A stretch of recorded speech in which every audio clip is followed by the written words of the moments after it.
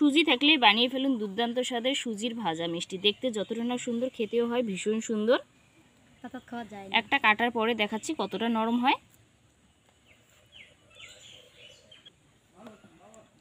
আপনারাই দেখুন কতটা নরম একেবারেই হয়। এটা কিন্তু নরম তুলতুলে, মুখে দিলেই কিন্তু মিলিয়ে যায়। বাচ্চা থেকে বয়স্ক সবার ভালো লাগবে। বন্ধুরা, রূপসী পাকশালায় সবাইকে আরও একবার স্বাগত জানাই নতুন একটা ভিডিও দেখার জন্য। আজ আপনাদের সাথে শেয়ার করব সুজির ভাজা মিষ্টি। এটা দেখতে যতটা না সুন্দর, খেতে হয় ভীষণ সুন্দর। প্লিজ আপনারা পুরো ভিডিওটা দেখতে থাকুন, আশা করি আপনাদের ভালো লাগবে। তো রেসিপিটা শুরু করা যাক। একেবারেই সামান্য উপকরণ এই জায়গায় আছে। এক বাটি সুজি, হাফ বাটি চিনি, গুঁড়ো দুধ আছে এই 2 চামচের মতো, আর আছে 1 টুকরো লেবু রস, লাগবে বেকিং পাউডার, আর আছে ভাজার জন্য অবভিয়াসলি তেল। এরপর কড়াইতে বসানোর পর কড়াইতে একটু গরম করতে লাগবে 2 মিনিটের মতো ভালোভাবে। শুকনো খোলায় দিয়ে দেবো হচ্ছে সুজিটা ভালোভাবে এইভাবে একটু নাড়িয়ে চাড়িয়ে নেব, যাতে কাঁচা গন্ধটা সুজির না থাকে। বেশিক্ষণ ভাজার প্রয়োজন পড়বে না, মিনিমাম 4-5 মিনিটে কিন্তু খুব ভালো এটা ভাজা হবে। যখন সুজিটা এইভাবে ঝরঝরে হবে তার মানে বুঝতেই পারবেন সুজি ভাজাটা কিন্তু খুব সুন্দর হবে। এইভাবে দেখবেন যখন সুজিটা খুব ভালো পড়বে, তার মানে সুজি ভাজা আমার একেবারেই কমপ্লিট। এবার দিয়ে দেবো জল।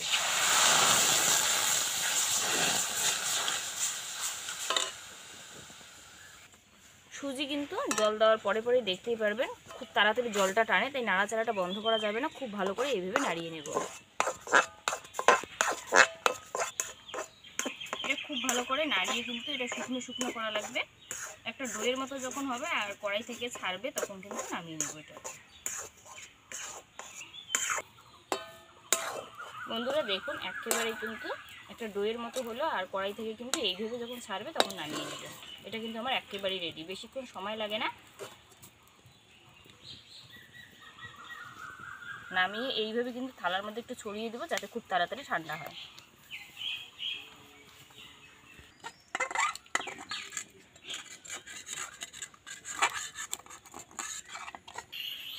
সুজিটা ঠান্ডা হওয়ার পরে এই জায়গায় মেশাবো 2 চামচের মতো গুঁড়া দুধ যে আছে সেটা। এটা কিন্তু আমুল দুধ, আপনারা যে কোনো নর্মাল যে গুঁড়া দুধ হয় সেটাও ব্যবহার করতে পারেন।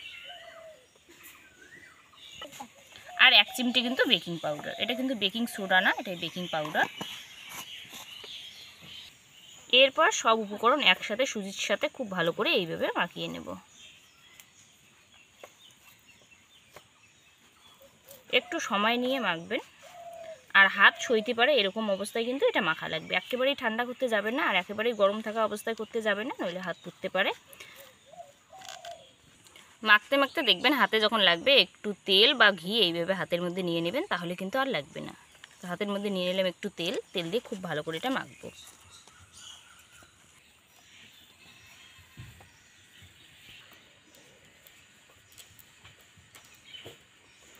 এটা কিন্তু আমার মাখা একেবারেই কমপ্লিট। আপনারাই দেখুন একেবারেই কিন্তু এটা সফট করে মাখতে লাগবে, ঠিক যেন এরকম হয় মাখাটা। দেখুন আপনারা কতটা নরম। মাখার পরে এটা একটু সাইডে রাখবো। এই পিঠের মধ্যে দিয়ে দেবো একটু তেল।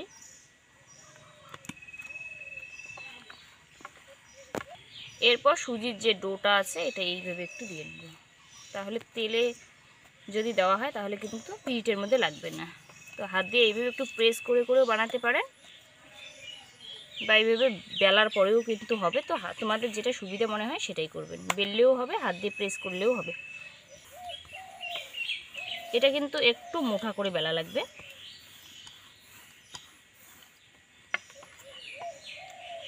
এরপর ছুরির সাহায্যে চারদিকটা একটু কাটা লাগবে।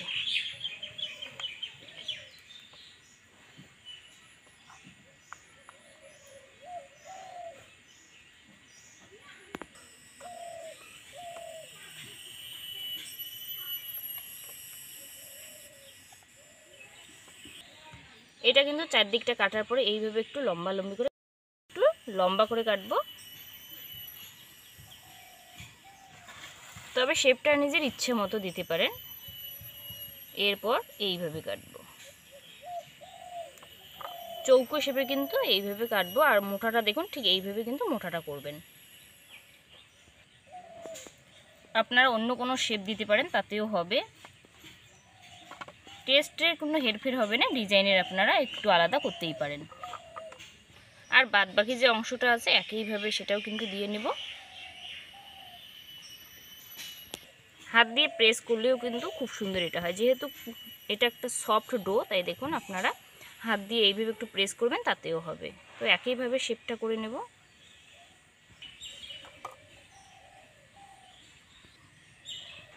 লাস্টের অংশটা এইভাবে একটু নিয়ে নেব, ওটা কিন্তু ওই রকম আর ডিজাইন করব না, এরকম করে নিলাম। আমার সব বানানো কিন্তু একেবারেই কমপ্লিট। আপনারাই দেখুন এইভাবে বানাবেন, তাহলে দেখতে বেশ ভালো লাগবে। এবার কড়াইটা বসিয়ে দিয়ে কড়াইটা একটু ভালোভাবে গরম করা লাগবে, তারপরে কিন্তু তেলটা দিব। এরপর কড়াইতে দিয়ে দেব তেল। তেলটা দেওয়ার পরে পরেই কিন্তু দিতে যাবেন না, তেলটা ভালোভাবে একটু গরম করে নিতে লাগবে, তবেই কিন্তু সুন্দরভাবে মিষ্টিটা যে সুজির আছে এটা ভাজা যাবে। মিষ্টি বা ভাজা মিষ্টি যেটাই হোক খুব ভালো করে উঠবে। তেলটা খুব ভালো করে যখন গরম হবে একে একে দিয়ে দেবে।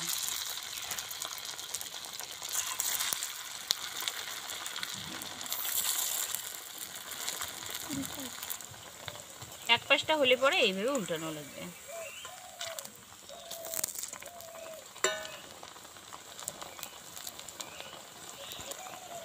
এটা কিন্তু হালকা আছে, একটু সময় নিয়ে ভাজা লাগবে, তাহলে কিন্তু পারফেক্ট মিষ্টিটা হবে। আর আপনারাই দেখুন এটা কিন্তু অনেকটাই ফুলবে।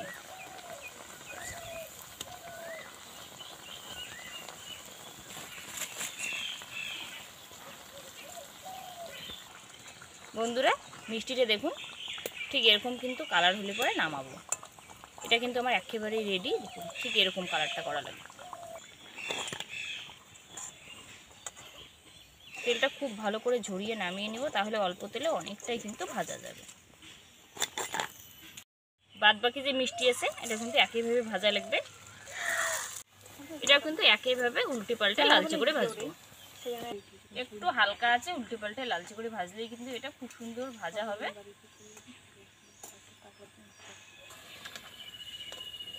সব মিষ্টি কিন্তু ভাজা আমার একেবারেই কমপ্লিট। এটা হবে নামিয়ে নেব। তেলটা নামানোর পরে কড়াইটা আবার বসানো লাগবে। বসানোর পরে দিয়ে দিব হচ্ছে চিনি, হাফ বাটি চিনি আর 1 বাটি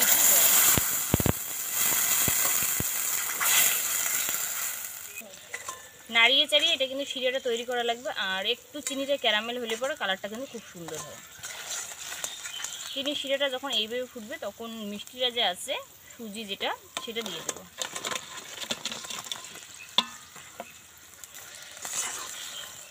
দেওয়ার পরে উল্টে পাল্টে 2 মিনিটের মতো এইভাবে একটু রান্না করলেই কিন্তু এটা একেবারেই রেডি।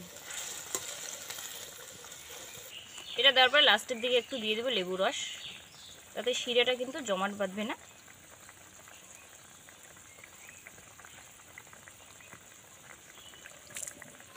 আপনারা যদি হাতের কাছে লেবু না থাকে তো নাও দিতে পারেন, তাতেও কোনো অসুবিধা হবে না। তো এটা কিন্তু আমার একেবারেই রেডি। এটা আবার নামিয়ে নেব।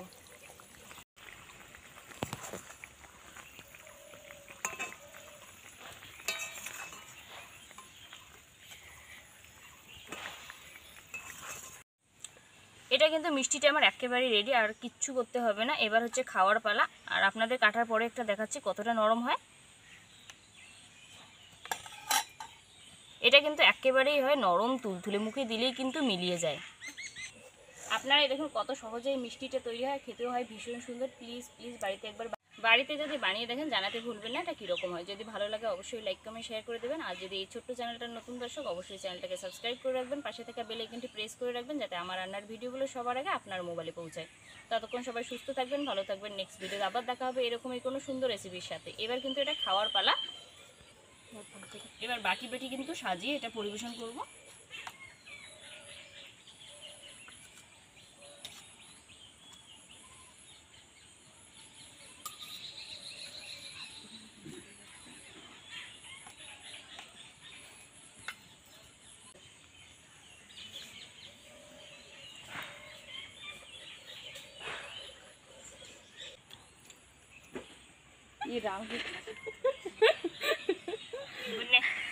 নে